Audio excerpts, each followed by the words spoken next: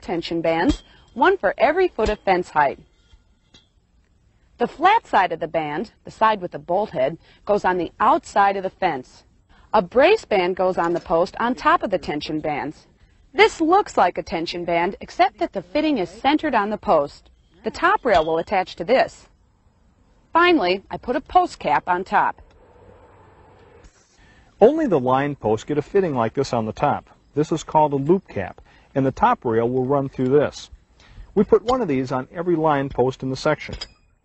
And we put the terminal post hardware on the post at the other end of this run. Now we're ready for the top rail. The top rail forms the top of the frame that the fence fabric stretches across. Okay, let me get this through the hole here. Specifically, the top rail will keep the terminal post nice and parallel, where the weight and tension of the chain link always wants to pull the top of the post together. All right, let's slide this through. The top rail is a thinner pipe, 1 3/8 inches outside diameter.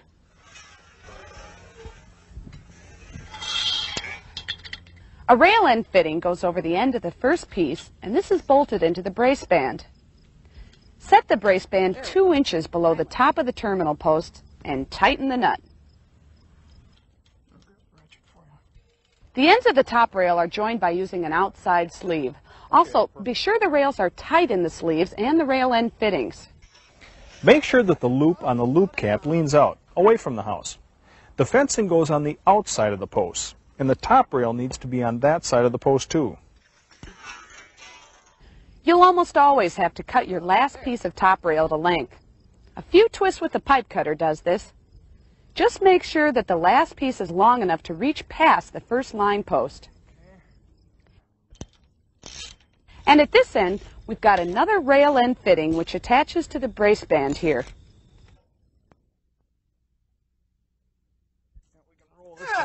Yeah, I think you're right. We're using a 9-gauge aluminum coated wire here. This is heavy stuff, so it should last a good long time. Now you notice that we're rolling this on the outside of the fence, the side away from the house, or the side looking toward your neighbors.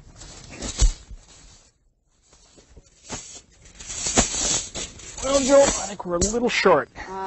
Yeah, but only by 80 feet or so. Not too bad. But seriously, fencing fabric comes in rolls that are 50 feet long. So if you have a fence run that's longer than that, you need to weave the 2 rolls together. This place where 2 wires are hooked together is called the knuckle. You have to bend open the knuckle until the last strand of wire is free. And you open up both the top and bottom knuckles. With the wire free at both ends, you twirl it out of the fence with a sort of corkscrew action. Now, some fencing manufacturers will put a loose strand of wire in the roll, so you may not have to unweave a strand. There. Now we'll use this strand to join this first piece of fence to this second piece of fence. But be warned, you may have to take out 2 of these in order to get the strands to match up. The strands twist 2 different ways at the top and bottom, and they have to alternate to mesh together. So the 2 ends you're trying to join have to twist the same way.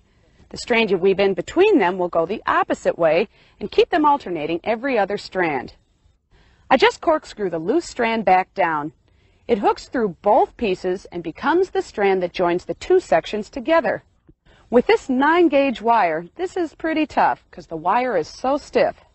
Once the pieces are joined together, you have to close up the knuckles. A pair of pliers will do for this. You have to do it at the top and the bottom of the seam, and pretty soon you can't really see where the pieces have been joined. All right, now that our fabric's long enough, we can start attaching it to the frame. We'll begin down here where we started rolling out the fabric. Using a short metal bar like this called a tension bar, we'll attach the fabric to the end of the frame. The tension bar slips through the last strand of the fence. Then we pull the end up to the post and slip bolts through the tension bands and around the tension bar. Carriage bolts fit through the tension bands and hold the tension rod in. Got a ratchet right here. Okay.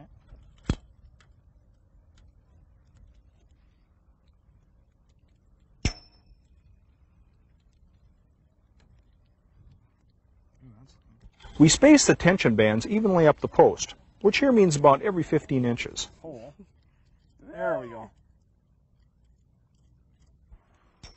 Now we temporarily tie the top of the fabric to the top rail. We'll use these wire ties later to tie the fabric securely to the framework, but for now, we use just enough to keep the fence from flopping over. And we tie them loosely enough so that the fence can slide along the top rail. Yeah. Got it. Good. The next thing that we do is what we call stretching the wire. What this means is stretching the